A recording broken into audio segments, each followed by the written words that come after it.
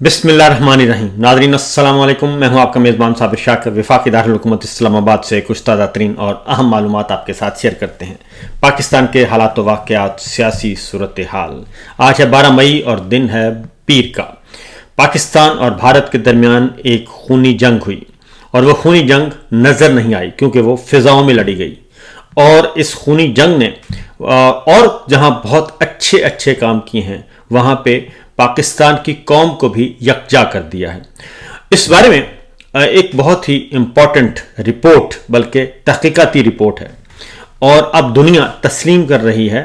کہ پاکستان ایک ناقابل تسخیر ہے، اور خاص طور پہ پاک فضائیہ. اور اس کے پیچھے کیونکہ جنگ بندی کیوں ہوئی، جنگ بندی کیسے ہوئی، پاکستان نے آخر ایسا کیا کیا کہ بھارت جو ہے وہ گھٹنے ٹیکنے پر مجبور ہو گیا. بھارت کے وزیر اعظم، بھارت کے وزیر خارجہ اور بھارت کے قومی سلامتی کے مشیر، جو کہ پاکستان کا نام سننا پسند نہیں کرتے تھے اور جو کہہ رہے تھے کہ پاکستان کا ہم ملیا میٹ کر دیں گے، آخر چند گھنٹوں کے اندر ایسا کیا ہوا کہ پورے کا پورا بھارت کی جو قیادت ہے وہ ساری کی ساری پریزیڈنٹ ٹرمپ کے سامنے جا کے لیٹ گئی. اور پھر طیب اردوان کو بھی کہا، اور پھر محمد بن سلمان کو بھی کہا، اور پھر قطر کے امیر کو بھی کہا. یہ سب کچھ آخر کیا ہوتا رہا. اور پھر روس کے صدر پیوٹن سے بھی مدد مانگی گئی. لیکن سب نے ایک ہی بات کی، اور وہ یہ کہا کہ آپ اپنے جارحانہ عزائم سے باز آ جائیں کیونکہ پاکستان کا اینٹ بھگا ہوا ہے. صورتحال یہ ہے کہ جو بیک گراؤنڈ پہ ایک رپورٹ ہے کہ بھارت نے برتری خریدنے کی کوشش کی، لیکن ثابت ہوا کہ برتری بنانی پڑتی ہے. صبح 4 بجے 8 مئی کی صبح 4 بجے ایک غیر معمولی واقعہ پیش آتا ہے، لیکن یہ میدان جنگ میں نہیں بلکہ سفارتی محاذ پر.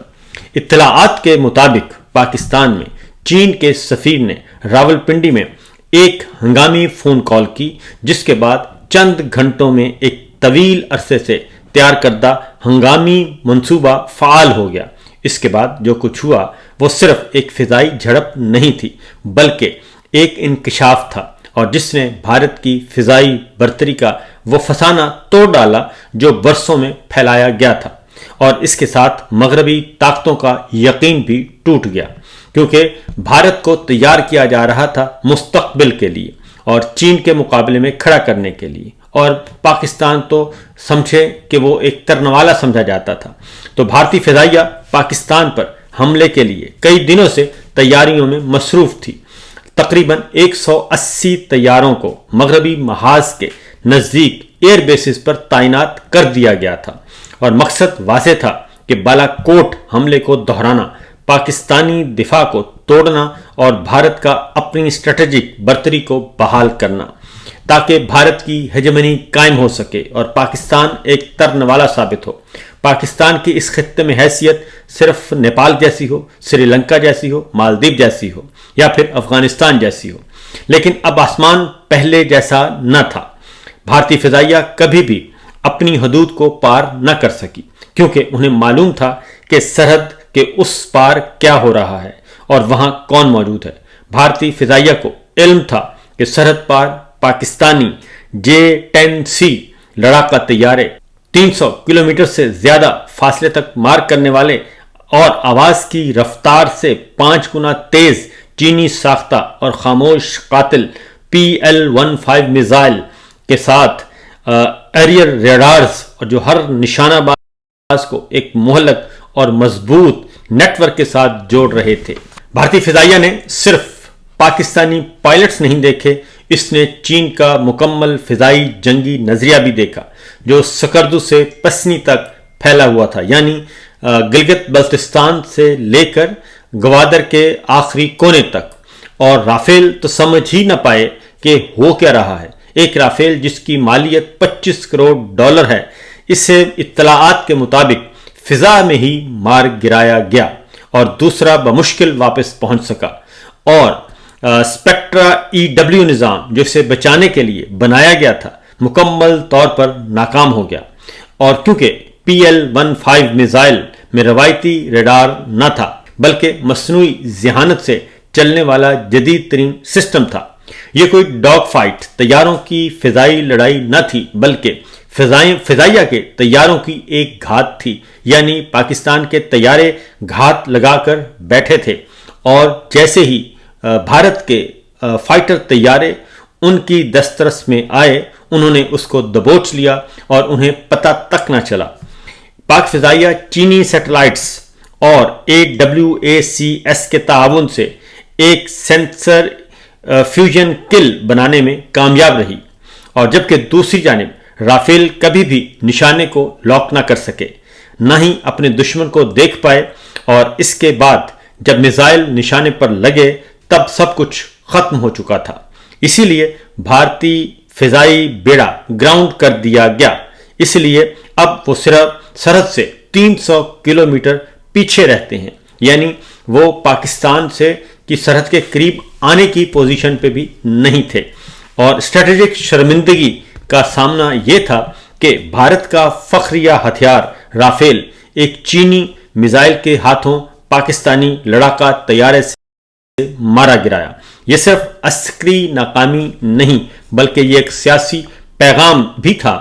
یہ یہاں تک کہ بلومبرگ نے بھی کہا کہ یہ چین اور پاکستان کی مربوط جنگی حکمت عملی کا عملی مظاہرہ ہے، جس سے مغربی تجزیہ کار بھی حیران رہ گئے، اور فرانسیسی دفاعی معاہدے بھی غیر یقینی کا شکار ہو گئے، جبکہ دوسری جانب چین خاموشی سے مسکرا رہا تھا۔ اور رپورٹ کے مطابق اب کھیل بدل چکا ہے، یہ 2019 نہیں اور نہ ہی یہ بالا کوٹ ہے۔ اب بھارت بھی جانتا ہے کہ پاکستان کے پاس J-10C طیارے اور PL-15 میزائلوں کی موجودگی میں پاکستانی فضائی حدود میں داخلہ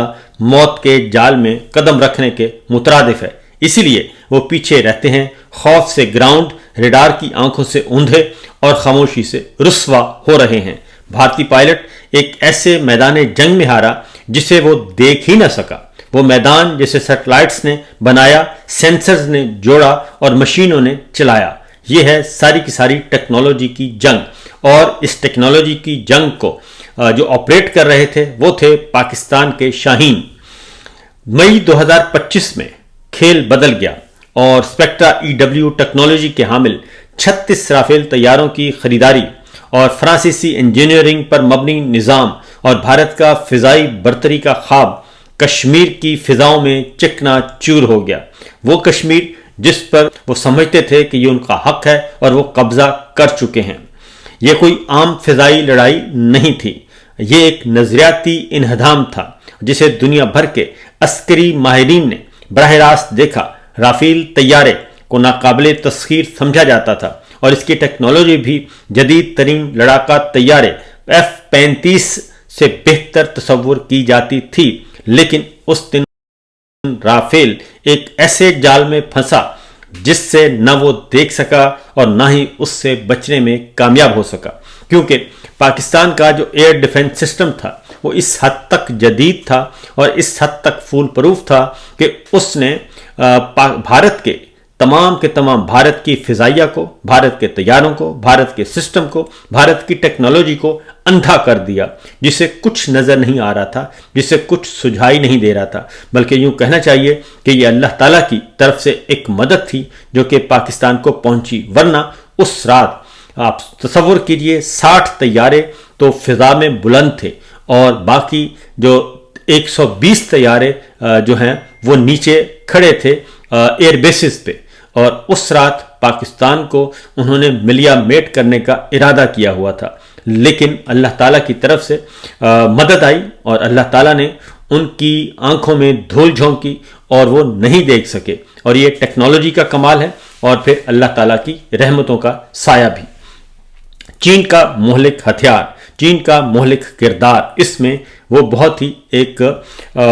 خاص طور پہ بہت ہی معنی خیز تھا۔ چین نے مغربی ماہرین کے برعکس بالکل خاموشی سے مگر طاقتور انداز میں مداخلت کی، نہ ہی J-20 طیارے آئے اور نہ ہی چین کی جانب سے جنگ کا اعلان کیا گیا، بس ایک نیٹ ورک تھا، ایک خاموش زنجیر پاکستان اور چین کے درمیان جو دشمن کی ہر حرکت دیکھ رہی تھی، اور دشمن کو اس بات کا علم نہیں تھا۔ اس رات یعنی کہ 8 مئی کی رات اس رات چین کا فضائی سسٹم جدید ترین ریڈار ایرائی اپنے کام کر رہے تھے اور PL-15 میزائلوں سے لیس J-10C لڑاکا طیاروں نے اڑان بھری اور بھارتی رافیل طیاروں کو نشانہ بنایا۔ رافیل کو یہ معلوم ہی نہ تھا کہ وہ نشانے پر ہے، اور جب تک میزائل 50 کلومیٹر کے فاصلے پر نہ آ گیا اس رفتار پر بھارتی پائلٹ کے پاس صرف 9 سیکنڈ تھے، جس میں اس کے پاس بچنے کا کوئی چانس نہیں تھا، یعنی پلک جھپکنے میں ان کی موت واقع ہو گئی۔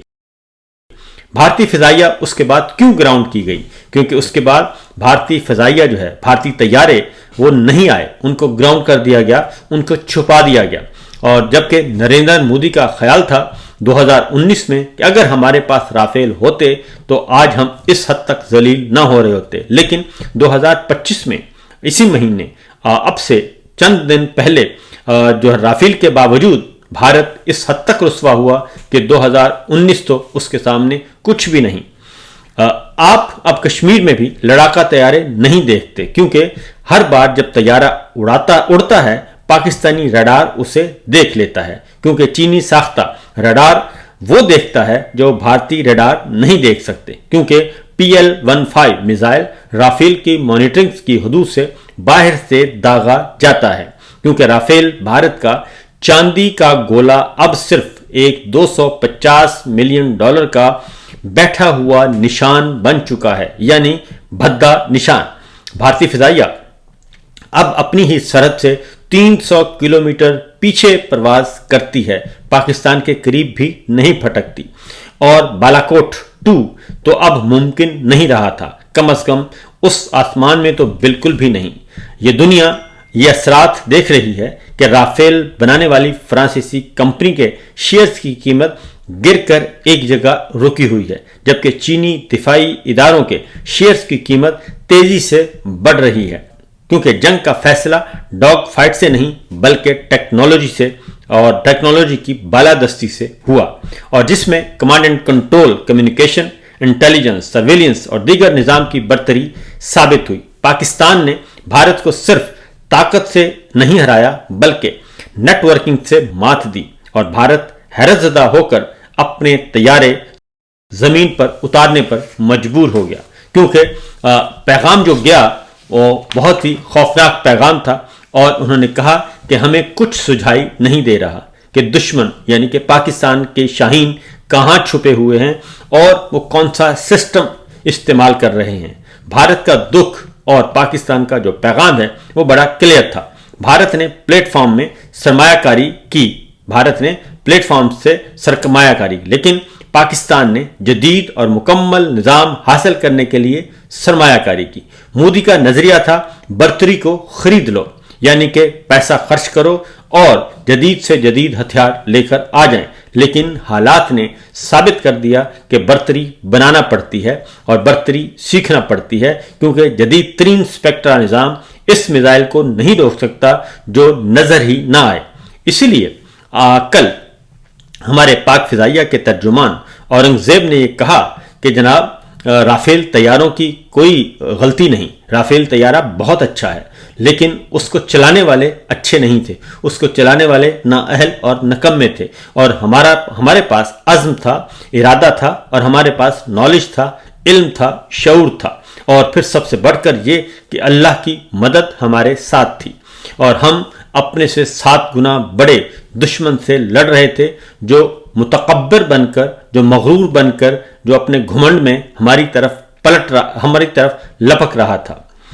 کوئی EW نظام اس میزائل کو دھوکہ نہیں دے سکتا جو سیٹلائٹ سے چل رہا ہو، کوئی لڑاکا طیارہ اس موت سے نہیں بچ سکتا جسے وہ دیکھ ہی نہ سکے۔ اب آسمان بدل چکا ہے، یہ فضائی جنگ کا اختتام نہیں، یہ ایک نئی خاموش، نادیدہ اور ناقابل جواب فضائی برتری کی شروعات ہیں، جو کہ پاکستان جیت چکا ہے، اور جو یہ خواب دیکھ رہے تھے کہ پاکستان کو ہم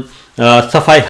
ہستی سے مٹا دیں گے یا پھر پاکستان کو اپنا غلام بنا لیں گے، میرا خیال ہے کہ نئی دہلی کو یہ پیغام جا چکا ہے، نمبر 1۔ نمبر 2 یہ کہ یہ بھی واضح طور پر بتایا گیا کہ دلی ہمارے نشانے پر تھا، اور یہ بھی بتایا گیا کہ ہم مزید اس رات 10 طیارے اور گرا سکتے تھے، اور یہ بھی بتایا گیا کہ ہم जिस भी टारगेट को चाहते उस टारगेट को हिट कर सकते थे, क्योंकि सब कुछ पाकिस्तान के कंट्रोल में था, पाकिस्तान के सिस्टम के कंट्रोल में था। इसलिए उन्होंने कहा कि हमने अपना रिस्ट्रेंट का मुजाहरा किया, हमने स्ट्रेटजी के तहत चले और दुश्मन को उस हद तक नुकसान पहुंचाया जितना वो बर्दाश्त कर ले, और दुश्मन को इससे ज़्यादा कहीं ज़्यादा नुकसान पहुंचा सकते थे। और दुनिया को ये मैसेज देना मकसूद था कि हम जाहरे नहीं हैं, हम दिफा कर रहे हैं। और अगर हम दिफा करते हुए इतना कुछ कर सकते हैं तो ज़रा सोचिए,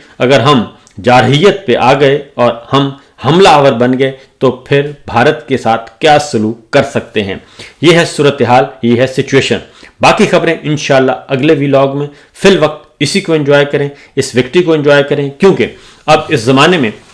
ये सारी की सारी रिपोर्ट्स हमारे सामने आ रही हैं। मुख्तलिफ जो दुनिया भर के लोग हैं, दुनिया भर के मीडिया हाउसेस हैं, ये इसको रिपोर्ट कर रहे हैं। तो द टेलीग्राफ की ये रिपोर्ट थी जो कि मैंने आपके सामने रखी। फिल वक्त दीजिए इजाज़त। अल्लाह हाफिज़।